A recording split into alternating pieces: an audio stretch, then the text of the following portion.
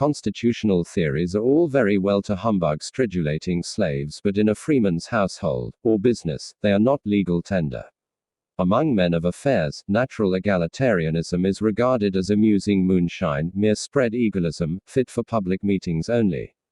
Business minds thoroughly understand, having learned by bitter experience, that some men are destined by nature to bear command and some to obey, even for 1,000 years before the birth.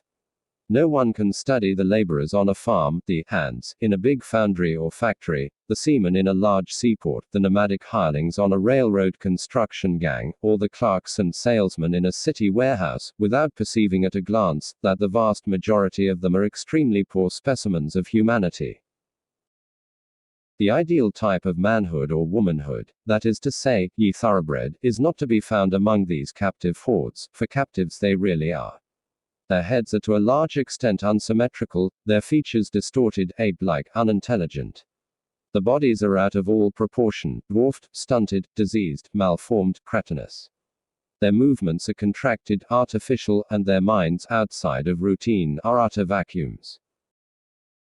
Indeed, the civilized city working man and working woman are the lowest and worst type of animal ever evolved from dust and slime and oxygen.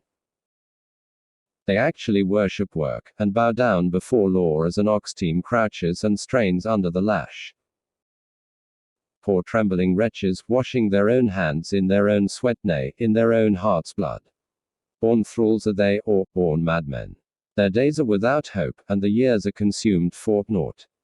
When their masters speak unto them, there is trembling in all the joints. They waste their lives pursuing shadows, and for hire, build their own tombs.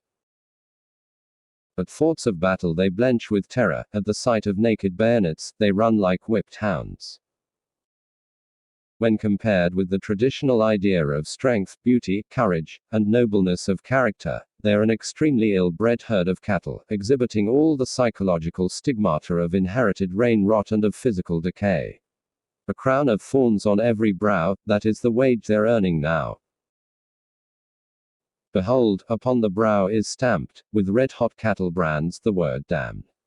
Eternally tortured are they in a patent purgatory invented by politicians. The tribulations, however, may really be but progression in disguise, because their shameful self-degradation must ultimately end in their utter extinguishment. Hopelessly are they entangled in the snare, hopelessly defeated. For them there is no escape, no, not even through fields of blood. Therefore strength leapeth down upon them as the panther leaps upon his quarry. And in a moment of time they are blotted out.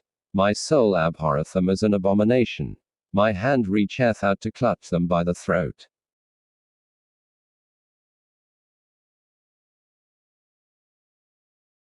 The brave man may fail sometimes, but the coward fails always.